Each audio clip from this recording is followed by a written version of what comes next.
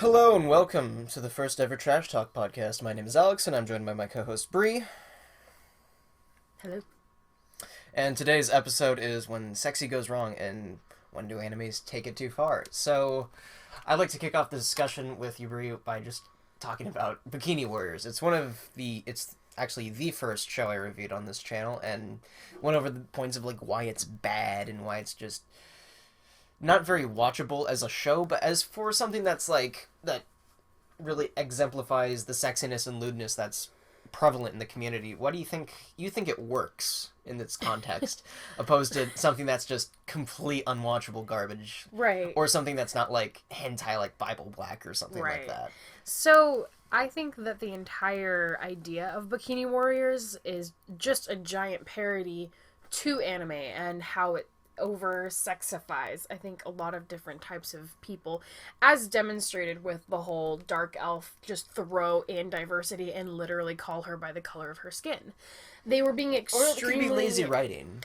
Well, but these episodes were only maybe a max of 5 minutes long. They were not meant to be taken seriously in any form whatsoever. Heck, they really weren't meant to even be like a sexual, like, serious thing ever. I don't know. I watched Fighter get eaten out by a plant, so you tell me if that's serious or not. It's not. That's just it. It was meant to be like over the top, just this is the worst example of anime.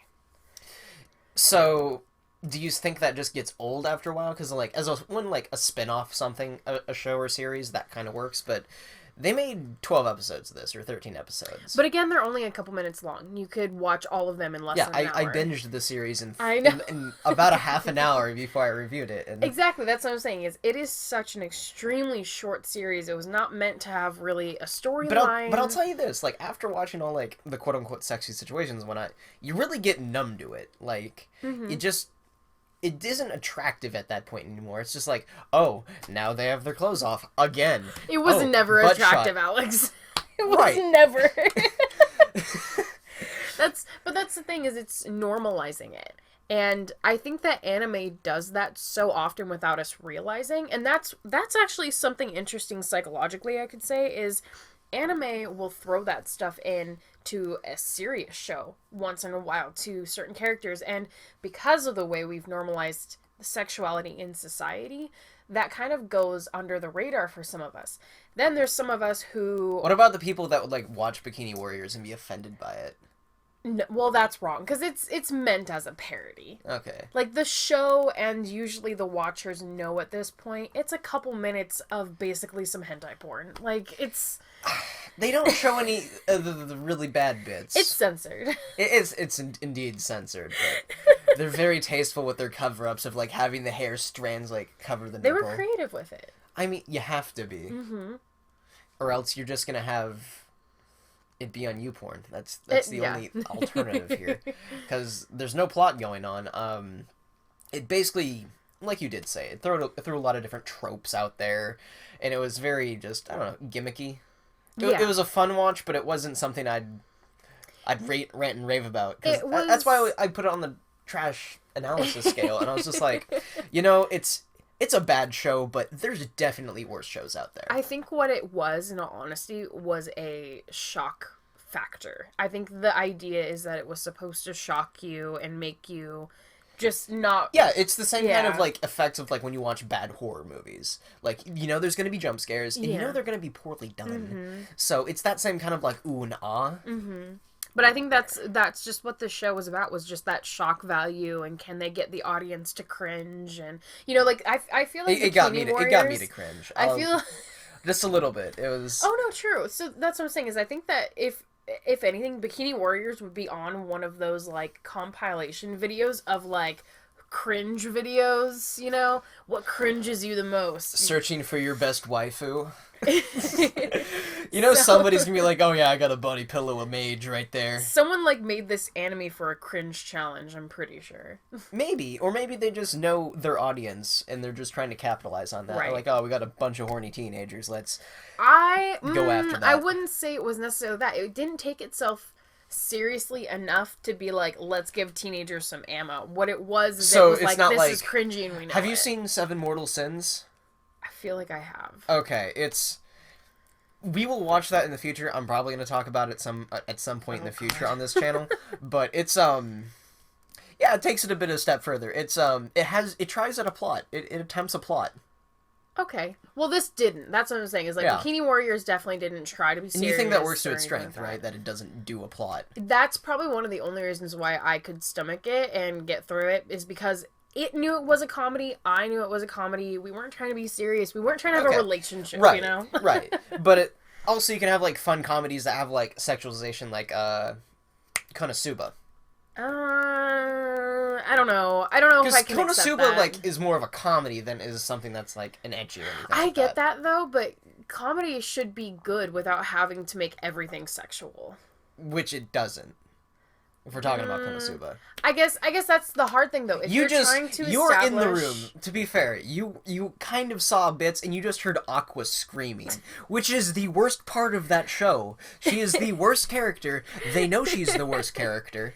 No, what I'm trying to say is when you have a show that actually does have some sort of plot, whether it's a comedy or not, if you're going to have any attachment to a side character, an antagonist, a protagonist, any of that kind of stuff, if you're, as the creator, creating a connection between the audience and that character, there's going to be, at some point, some sort of, I don't know, relationship or connection that you want to feel with that character. Like a bond, yeah. You're trying to establish something that's like some relatability. Right. And over-sexualizing, I'm sorry, but sexual things don't just happen because the wind blow. You know, so it just... I mean, it depends where you live, really. We're not Marilyn Monroe. Things don't just go up our skirt, okay? So, they beg to differ. Anyways. But that's what I'm saying, is if you just are throwing in sexualizations to certain main characters, it takes away from their, kind of the respectfulness that they have and the bond that you have with them, because now you're like, okay, now you're a gimmicky character. Right, you don't feel betrayed. No, you feel betrayed. I feel betrayed when I see that happen because it makes me take away that respect. Characters that you do respect, but characters that you weren't going to respect in the first place, like Fighter, it's like, whatever. No, I don't know. That's the thing, is if there's potential for a bond, I don't want it sabotaged just because you wanted to do an upskirt shot. Right. We'll get to more of that later. So let's talk about some examples of women versus men that are being sexualized in anime. Okay. And do you think the proportion of genders watching the anime has an effect on you seeing more women or men like be sexualized, or does it come down to the writers themselves that really dictate why the genre acts the way it does? I actually find that to be very interesting because more and more statistics are actually coming out, and I think that for a while watching anime has been kind of like a faux pas, like, oh, you're an anime. Either you're a nerd about it, but it's or... been changing. It's not like it is like 10 years ago or even 5 years ago. But that's what I'm saying is our statistics are so drastically incorrect because most of the girls that I knew actually did watch, Sailor Moon and Pokemon and Yu-Gi-Oh! Yet who will actually admit to that? I mean, who'd want to admit they watched Yu-Gi-Oh? Okay, calm down. So that's what I'm saying is a lot of women are not coming forward with the truth about them watching anime. I think it's a lot of dudes that also don't want to come forward either. No, I think that the dudes are the ones who are being amplified as the audience. Well, yeah, because they probably have the loudest voice in the room. I don't know about that. That they watch that. I just think they have no shame because they're like preteens and they're like, yeah, boobs. I don't know. I think it's 2018, so I say there's a lot of people like our age that watch a lot. Right, of this and that's why I say that the numbers haven't caught up with where we are right now. Yeah. So, do you think there is an equal balance between men that are sexualized in anime versus women, or does there need to be balance, or... Why is that even a question? I don't know. I'm just curious. I'm just because when you look on like Funimation or Crunchyroll or even Netflix or something, and you see something like in the fan service category, it's women. It's like that's what you see. It's what you get. Well, you don't often see it. And then occasionally you see the reverse harem. Okay, you don't often see like a male character walking around with a giant bulge in his pants. I mean, like there is God damn it, there is this one anime. One. How many girls have been This is just an example. Anyways? They're dressed in penguin costumes, and they have giant, like, ding-dong, like, props in front of their crotch. This needs to stop. We're gonna watch it. I'm gonna talk about it at some time in the future. Oh, God. It's a fun time, and by that I mean it's kind of difficult to watch. No, I think that it's super disproportionate. But women have many things that you can sexual. I mean, their eyes can be sexual, for goodness sakes. On a dude, you know, you're like, oh no, we want burly and masculine, and that's because the audience is projected to be male, and therefore they want you to put yourself in that man's shoes. Like, yeah, I'm burly and masculine. That's another thing. Like, you see in, like, the harem animes, like, they make the main, like, protag, like, the guy, really bland. Because they want people to project on that kind of person. They can fill in his characteristics with theirs. Right, because it's like, this person's just... they're like a sex toy with no emotions, and they're just, like, walking around, they're, like, getting to... Then they encounter these women that have, like, these singular, like, characteristics that define them. It's like, oh, that's the abusive one. Oh, that's the crazy one. Oh, that's the really hot, mature one. And... Which is, like, guys tend to categorize that a lot in women, I feel like. I've seen some kids that are like, does she hit you? I mean, only when I'm a jerk, but yeah, you know, and so it's like, yeah, they seem to categorize women in such a way that the harem it's thing not like is I like you, Baka. Oh, God. So, yeah, I think that's, I don't know, it's something interesting to consider, because when I take a step back and look at it from, like, just a general perspective, I'm like, huh, that's really kind of skewed. Oh, yeah, of course, absolutely. Yeah. And... some shows do it better than others, but I don't know. It's interesting to think about. Yeah, for sure. Put in the comments below if you have any interesting thoughts on that. So another thing that this bugs me personally is lollies that are sexualized in anime. God. It's like I don't have a problem with children being in anime. My problem is when they're the main sex appeal. Yeah. Well, especially in something that's not gonna call it out for what it is and make it like wrong in that context. It's like, we're doing this, but there are like characters or mentions that like what we're doing is morally wrong. But when they just accept it as like status quo, that bothers me. I'm like, because I don't think it comes down to so much of an audience thing at this point. It's more of like why writers are doing this. Yeah, no, that is absolutely a creator choice. What I find interesting is it isn't always like it's like a young girl, but it's like a really short girl who emulates a young girl. Any girl who can be it's like, oh, she's a 3,000-year-old alien in an 8-year-old body. Exactly. You know, so it's like anyone that can be foreseen with childish characteristics, you know, the big goo-goo eyes and the big head and tiny body and the shortness or the baby voice. You know, any of those, even if you're like, yeah, this is a 32-year-old with a super goo goo gaga face. Right. No, you're still emulating child pornography at that point when you're bringing in a lolly like that. It's not okay. Right. No, it's, I don't know, it's weird. For guys or girls that are, like, younger, it's, you see it mostly with girls, but, like, I was painfully aware of it when it was, like, I don't know what show it was, but it was, like, they brought in a dude like that they were sexualizing. Oh. Yeah, it was like... Isn't that funny how when the roles reversed, you see No, it was Yaoi. It was Guy and Guy. Okay. Yeah, I don't... It was somewhere in the depths of the internet. I couldn't remember the show for the life of me because I had to turn it off and bleach my eyes. But there was something like that. That's when it kind of like ticked for me. I'm just like, you know, this is wrong. I'm uncomfortable. Yeah. Well, there was like... Just because they're putting someone so young in this situation, like, that's the main thing. So the last show that we watched, the Please Teacher show, horrible anime.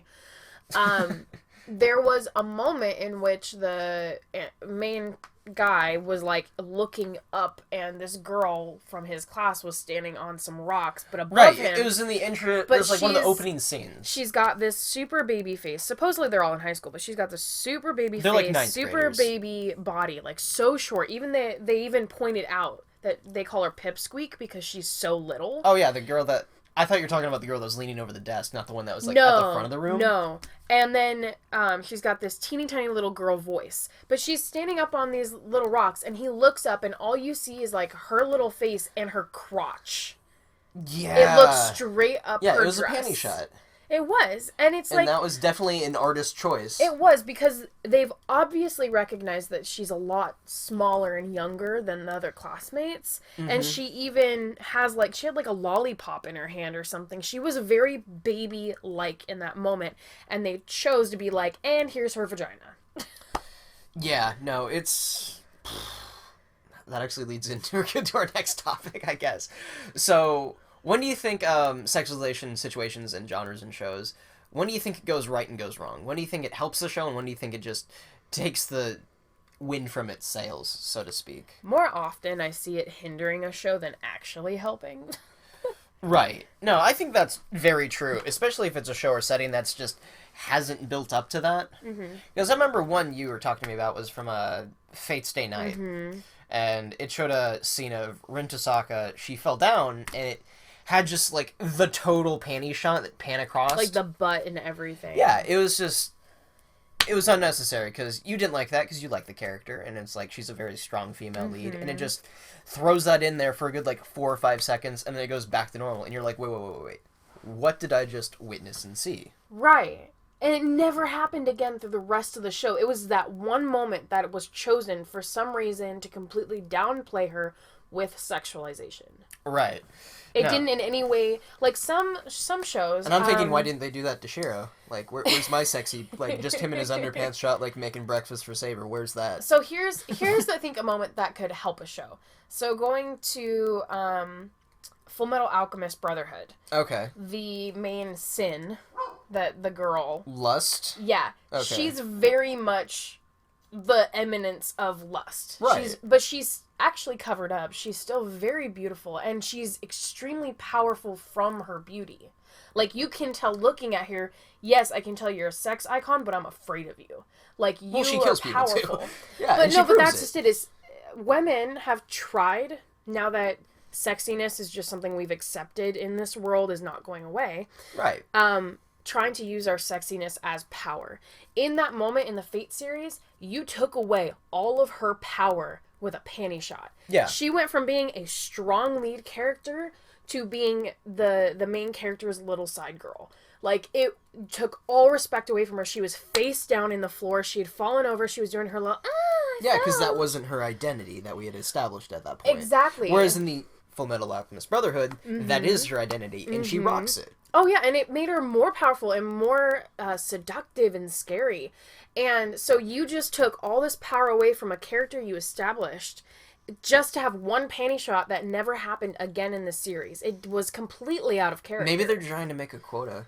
No, it was completely out of character. No, I agree. No, it didn't make a lot of sense to me, and I don't know, it's strange. But then there's, like, just, like, comedy shows and stuff like that, like you see, like, certain, like, kind of lewd things, and it's, like, it's funny sometimes. Like, things that I remind me of is, like, Devil is a Part-Timer and stuff like that. Like, that wasn't a really serious show. It was fun. No, that one, but I think that wasn't necessarily as focused on the sexual aspect of it, more of the, like, preteen thinking that the little girl had and was, like, in love with him. And... Right, what the heck was her name? It was, like, Miho, I think. I don't know, but it was the fact of, like, it didn't ever really sexualize the characters that much. It didn't have the big boob shots and panty shots and stuff, but Did you ever watch My Girlfriend is a Gal? No. Oh, God. So, I gotta talk about this show a little bit, because Season 2 is coming out soon, and I am excited because I watched this show on a whim. It was your very typical, like, loser high school guy. He gets, like, he's gonna ask this really hot chick that out for a date and whatnot, and you're like, you feel pitiful for him because it's terrible. And she's really hot, like, how they write it, and, like, it goes on. And you watch about, like, the first 2 episodes, right? And you're thinking, like, wow, this is gonna be like every other shit show like it. And then it takes the hardest left turn I have seen a show take.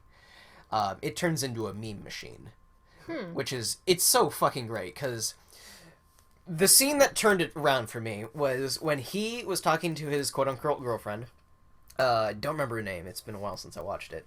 But the blonde girl, she's like, oh yeah, like, let's invite some of my other friends over. So she invites over the aggressive yet attractive butch girl that's also in love with her. The main character, the girl that he sees is, like, his kid sister that has, like, boobs that are literally, like, the size of her head. Yeah, like, it's absurd, but they point fun at it, too. They're just like, why are they so big, and, like, stuff like that. So, it's kind of like that, and then they also invite over a, girl who moonlights as a, webcam girl. Oh. But she's, like, fairly normal and just kind of psycho during at the day. Like, she's a very, like, manipulative person. So she invites those people over, and she's like, asks the guy, she's like, you gonna invite some of your friends? And he's like, oh, I don't know. And his dude friends come in, and they're like, oh, hell yeah, we're coming. They got the babes over there. And they have, like, this foolproof plan of, like, oh yeah, we're gonna, like, see some boobage and shit like that. And you're like, I'm like, okay, let's see where it goes. I have zero expectations. And they come over, and this first dude comes over dressed over, like, the biggest, like, Guido-looking guy. Uh-huh. And it's kind of funny. The other guy comes in dressed like Kirito from Sword Art Online. Oh, okay. And it's the first time, too, I realized that his, like, buckle that keeps, like, his clothes together in the corner, like the cape and stuff, looks like a fidget spinner. Oh, dear Lord. And they made it more look like that. And I lost my shit. And they do their game and whatnot, and it's pretty entertaining. I mean, it's the guys that end up being naked in the end. Mm-hmm. That's pretty funny. And then the show becomes more progressively self-aware, I guess. And it's just... They took that really shitty trope in the beginning, and they kind of ran with it, and they actually developed more plot and stuff, and it actually became more of a drama in the end. I'd say more than something that's... It's more of a drama with, like, very lewd aspects, rather than something that's ecchi that has some romance aspects, which is what I liked about it. And it was a fun ride, because the first 2-3 episodes were very toss away, but as it progressed, like, it kind of grew on you. It's like, yeah, it doesn't have, like, a huge cohesive plot. Like, they're going from, like, plot point to plot point, and they're doing things, and they're having, like, their mini adventures and stuff, but you do get to see some character growth.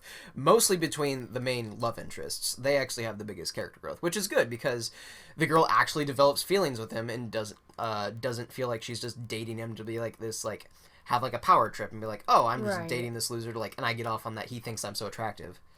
Like, she's actually, like, caring for him legitimately. Like in Saiki. That is a show for a debate for another time. That show is a treasure.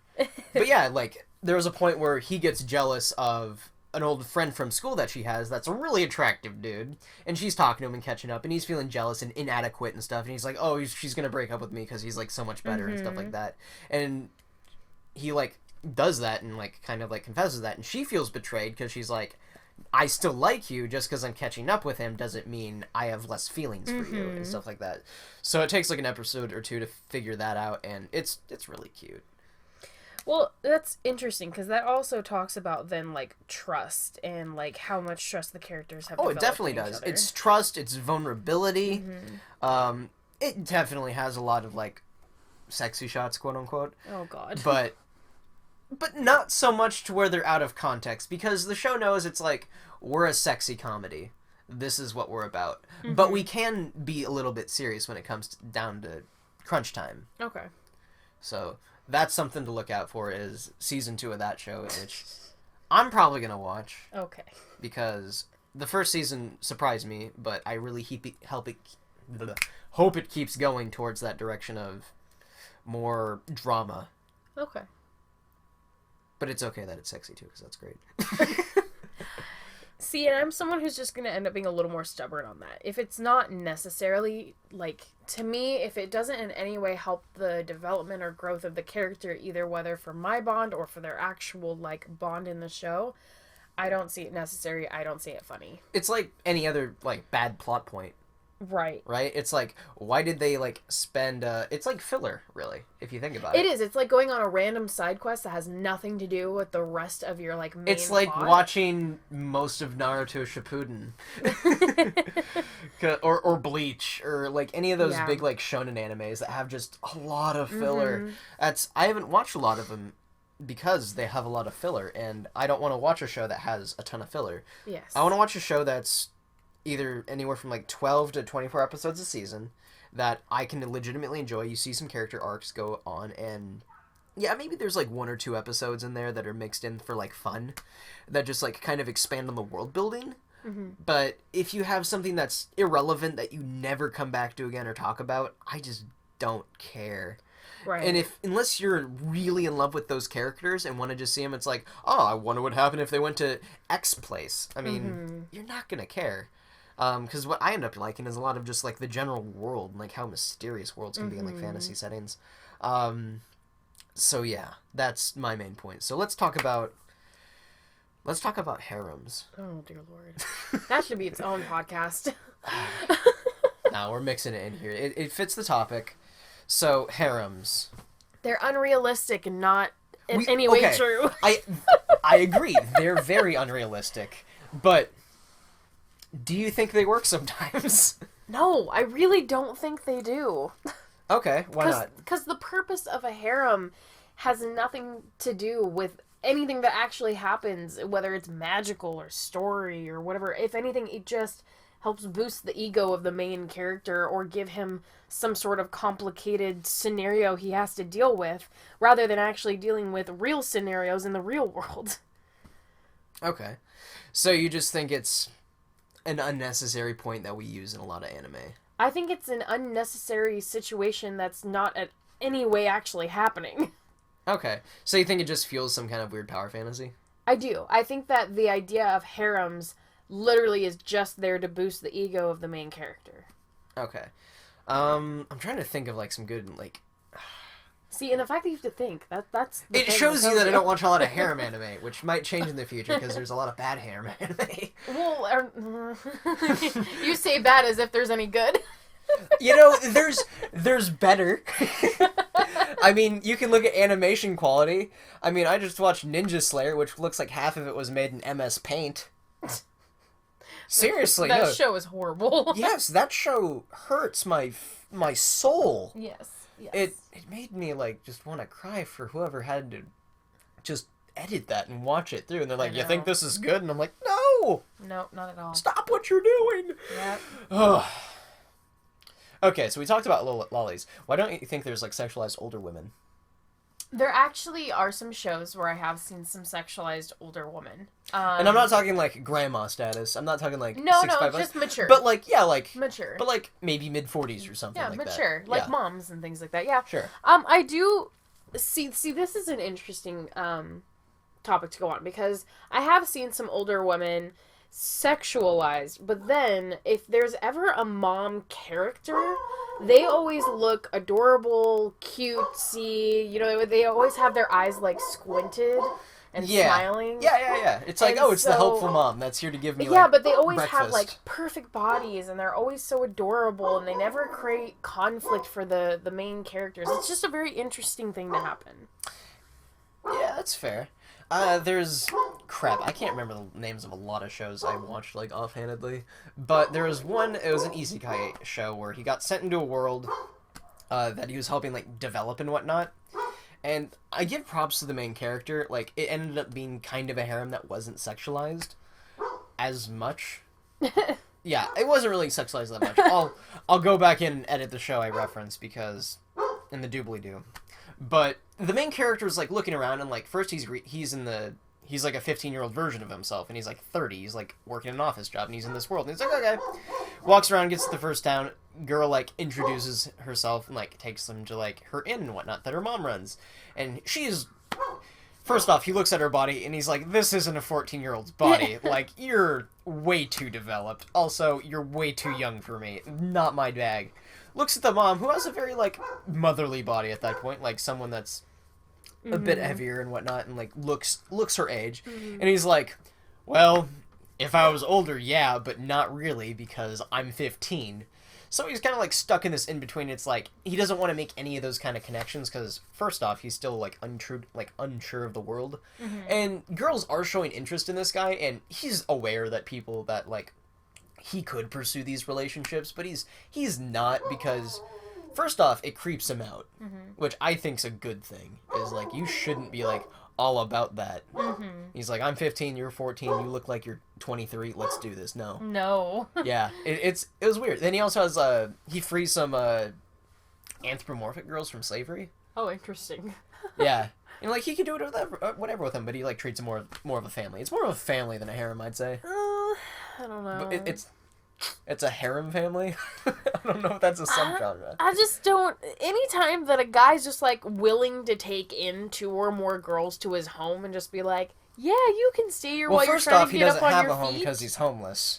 So... I don't know. I'm skeptical of it all. I think it's good to be skeptical, because the more... I think it's always going to exist. And I think it's important that it does, because it shows us that we shouldn't go too far on that side of things, because some of them can be done really well for what they are. Well, I think more often you find one girl living with many men. I think that's happening a lot more often than Like in the real world? in the real world, Yeah. yeah. And so the fact that there aren't, male harems out there, things like that, that's kind of unrealistic, don't you think? I do. We need a petition for male harems. And if anything, More of them. If anything, in real life, the one woman hanging out with like 3 or 4 guys is usually like the mom of the entire group. So she's not only sexualized a little bit, Oh, don't tell me. but she's the mom. It's that girl. It's like, I only hang out with guys because they don't have drama. Exactly. Oh, that person, no. So you got a sexualized mom friend in a group of men, and that isn't, like, never shown in anime. There are many talented animators out there. That's what I want to see. Do not give them a challenge like that, because they will take you up on that. I'd give them the challenge. Come on, let's go. Chop chop, make mom friend sexy. Mom friend is already sexy because we take care of your heart. Oh, God. They pleasure you in more ways than one. Oh, calm down. Why? That's clever. Come on. Okay, so yeah, I think we've come to a pretty solid consensus of how sexiness and lewdness work and really don't work in this kind of medium. And I think you can expand this to a lot of other like entertainment and like visual outlets that you watch, like movies, TV, web series maybe. I don't know. Like, even have like other YouTubers and stuff that's kind or like streamers. That's a big thing, right? Well, whatever fan fiction sites you're on, be on the lookout, I mean, we could talk about fan fiction. No, that is another podcast. Yeah. We will separate that. That's not okay. But anyways, we've kind of gone around a lot of different topics and stuff within the sexiness part of anime. Mm-hmm. And I'm curious to hear if anybody else has anything else to say about this or add in. Like, do you think we need more male to female equity between sexiness provided, or you think this is just how things are? Do you think we're wrong? This is how the status quo. Do you think we're wrong? Do you think we're right? Do you think we need more mom friends that are sexualized? Do you think lollies should be banned or made more mass produced? Oh God, no. I mean, you know our opinion on that. And do you think something like Bikini Warriors could exist in the future? Something that's actually more like mainstream, like made into an actual show? Ooh. Do you think they could make like a 12-minute episode? No. And like, no. You think it just exists in this small little bubble? I think that's where it needs to stay. Okay. Do you think there should be more made of it? No. Should a male version be made of it? Yes. I would get a bunch of dudes that are dressed up in like half of like their Final Fantasy outfit and just parading around. Speedos or just a sock. They just wear a sock over it. How is this going to protect me? Sheath your sword. It's in my pants already. Hit me up on that. If that show's ever made, I will voice act for that. I guarantee you. Oh, you. You might have too much fun with that. That's the point. I mean, if you're gonna have something that's so outlandish, you might as well go all in. Oh God. Not like, maybe. No. You're thinking about it too hard. Okay, so yeah, let us know. Also, what shows and genres do you think this works the best in and the worst in, really? What do you think really detracts from it? Were there actually shows that were ruined by this or made by it? By exploring a level of sexuality between just a character being more sexualized or a couple being, like, more emphasized? So, let us know down in the comments below. And this has been Trash Talk with Alex and Bree. Thanks.